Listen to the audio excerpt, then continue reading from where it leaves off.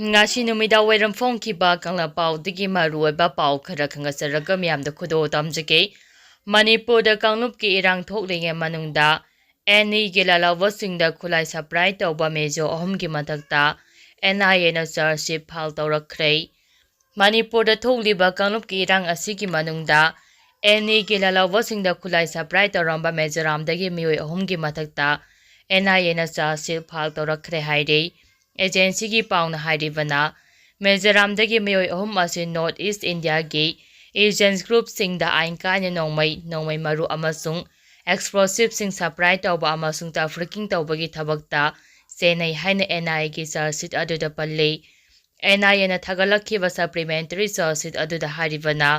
Manipur da kanglup ki irang thoklingai manung North East ki lalawa singda explosive yauna ainka ni khulai kaya supply tawrambaga mari lenyana Hourakpham chahi lising aniga subna kunga marigi December tarukta Balan Dairoba Lampu Ampua amasung Laning Chungwa Allies Arabat hariba mioi ahum asi akhanaba intelligence ki pau phangbadagi chathakiba operation na mayum dagi phagatkibani makhoidagi explosive materials sing amasung elege am kaya phagapangamkhi pharaba makhoi ahum asi Hourakpham chahi lising aniga subna kungahum dagi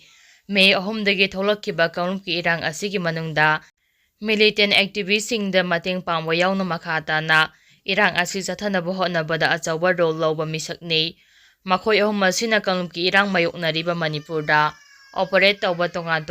agency singda yamlaba khusu khulai sing amasung explosive enhancement kaya supply tawbada senai investigation asina makhata na haribana Maralaiba mioi sing asi ain kaina khulai lalonba mioi kayaga su mari leinai loinuna North East region da santi thukana bahonavada saungna chenaba misakni paraba mioi ahum adu IPC UAPA amasung arm ka mari leinaba tonga provision singi makhada cha sing adu phal tawrakhibani NIA gi maikedige North East region da operate tawriba terrorist network sing maru oina muthanabagi panamda Hariba khongthang sing asi pakhalakpani hairi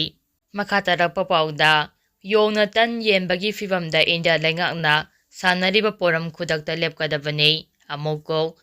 yongna tan yenbagi fibamda India lengakna sanariba poram asi khudakta lepkadabani haina amoko ge general secretary Pratap Laisangthemna phongdokhrei Siroi Relief Festival hauba numita marisuba mahari jimenge kangu amana Pamitim amana tongwa bus ta Manipur thariba wahi adu muthatrabadi chappa yaroi hana athingwa pikhiba thaudo aduga mari lenyana amuko gi lising makhada amowaba poirei leimaro maira paibi apunba Manipur Committee on Human Rights amasung MSF na sindina ngasi singjangmaidagi lirong phawbada human chain semdina chathakhiba khongjang amaga mari lenyana Pratapna wafam ase phongdokladuna makhata na haikibada Mari suba mahari jimengi kanguna MST basta Manipur haina thariba wahi adu lauthoknaba hotnakhiba thong adu akanba mawngda condemn tawi amukoga saminariba lupsingna mamangaidagi hongna Manipur muthappa yaru haina khongjang kaya chathaduna lakhibani India lengakna lamdam asi kanglup furup singi mathakta divide and rule policy chathaduna kanglup machelgi marakta nungsinaduna vasiliba asi lamdam asigi kanglup Puruk khudimangna khangba mathau tai matam amada ningtamna laijaramba iramdam asi India da tinkharaba matungdagi miyam nungaina leiba ngamdrei iramdam asida India lengangna thamjilakliba afospa lesing majama panyankhagi nipan asi amuk thamjin amuk lauthok tawduna makhatana adumak thamkhigani matam amada Manipur asi India da tilabade nungaigani khalambado ngasidi India lengangna chatharakliba thawngsing asina Iromdom lepchaningbagi wakhalopo allei miyamna pendabagi wafam phongdorakpa phawba FIR panchindina miyamgi machin menba amasung namthanaba hotnari Manipur muthanaba changsilakliba thaurang asi awangba thaki lautunaba amani handakwa tabege thawdo adu MST bustagi Manipur haina thaba wahi muthanaba Indian Army personnel singa chathakiba thong aduda chenaba personnel singi mathakta wahong pong chathaduna Thagdo adu kanagi thawin sindagi chathakibano haibado haujuk phaba miyamda khanghandaba asina thagdo asigi marumda achawba lautunaba ama yauri haibasi mayek singna takle thagdo aduda miyamna pendraduna yaningdabagi khongjang changsilaba phawba governor yauni lengaki makok thongbasing maru oina Chief Secretary, Security Advisor amasung DGP na tumina lasilibase, iramdam asigi miyamgi ihul khangdaba amasung minungsi yaudabagi lijatne, makoising asi khudakdagi resign tawpham thoe, makoina Manipur miyamda soikre haina haifam thoe, madu natrabadi miyamgi akanba ihul lakani haibase, mayek singna khangpham thoe, panba yabade, ngasigi khongjang aduda condemn Indian policy to overrate Manipur, overrate colonial law of Spamade, self-determination is our birthright haiba pratkar kaya sijinaduna kholaw kaya sulawki. Makatarakpa pawda, Kokomina Central Institution singthingjimagi khongjang haukre, Lamphelda leiba Chief Electoral Office ki sholon singkre, Gotabida Army na sathakiba thawdo aduga mari lenana, Kokomina lepna changsilaba khongjanggi manungcha na ngasidagi, Central Institution sing thonglon simbagi khongjang changsinba haukre, khongjang asigi manungcha na ngasi Lampheda leiba, Chief Electoral Officer Office ki guest solon singkre, Kokomi Student Wing ki volunteer sing Lampheda leiba, CEO Office solon sinaba honakiba aduda, security ki muknaba kaya su thoki, security ki maikedi ki office ki gate lon sinduna, athingba pinaba honaki, adungmapu volunteer sing aduna gate adunam khairaga namdana changsingki, loinuna office solon simba aduda security ka susang na muknaki, adubo volunteer sing aduna namdana office manungda lairiba, official sing adu mapanda loina hoidoklaba matungda office solon simbagi khongjang adu changsingkibani. Makatarakpa pawda, Manipur India gi saru amana te haina lauthokpiro, miyam puna khanaraga isana iromdom lepchanaba hotnarage, ibobi. Manipur India gi saru amana te haina center na lauthokpiro, miyam puna khanaraga aikhoi isana iromdom lepchanaba hotnarage haina, former Chief Minister o ibobi dangasi Congress babana pongthokiba, Prime Minister Jawaharlal Nehru leikidaba chahi 34 mapung pharakpa thoramga mari lenena phongdokre. Makatarakpa oina kangleipaki mairake pau sedagi maruoiba pau khara khangatsaraga miyamda khudo damjage, saknaraba miyoisinggi mathakta Kuki Phurokki miyoisingna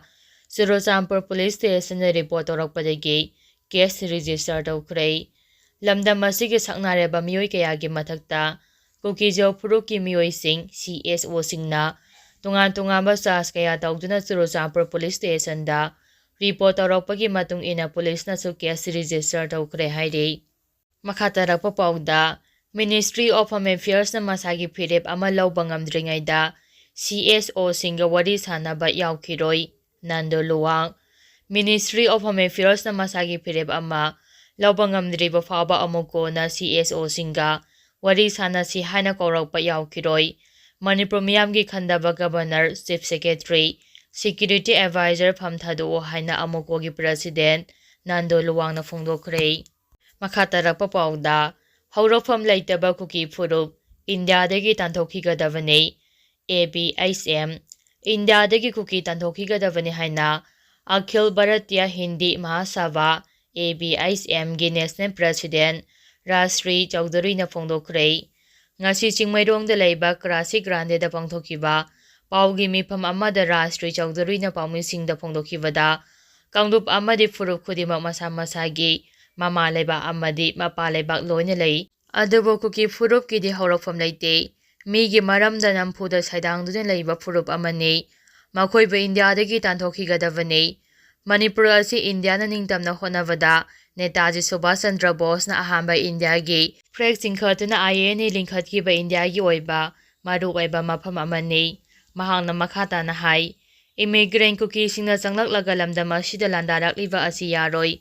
ngarang Akhil Bharatiya Hindi Mahasabha na Manipur gi tampaki mafam singda leiba, relief camp singda chatuna camp sing aduda changjapam lawduna leiriba, miyoi singgi phibam su hakthengna yingsingki.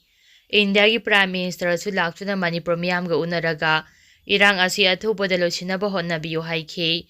Paugi mifam aduda Akhil Bharatiya Hindi Mahasabha gi Vice President amadi spokesperson Professor Niram Gautam amadi North East ki Head Biswadeep Gupta su charuk yaki. Makatarakpa pawda, Kuki MLA singna sapra administration talabasu, mai ising budget khudingmak, Assembly dagi lawduna leiramlei, Sujata, Kuki MLA tara na makhogi oiba sapra administration talabasu, ꯃꯈꯣꯏꯒꯤ ꯏꯁꯤꯡ ꯃꯩ ꯐꯥꯎꯕꯒꯤ budget ꯈꯨꯗꯤꯡꯃꯛꯇꯤ ꯑꯦꯁꯦꯝꯕ꯭ꯂꯤꯗꯒꯤ ꯂꯧꯗꯨꯅ ꯂꯩꯔꯝꯂꯦ ꯍꯥꯏꯅ ꯏꯃꯥꯒꯤ ꯃꯩꯔꯥꯒꯤ president ꯊꯣꯛꯁꯣꯝ ꯁꯨꯖꯥꯇꯥꯅ ꯐꯣꯡꯗꯣꯛꯈ꯭ꯔꯦ꯫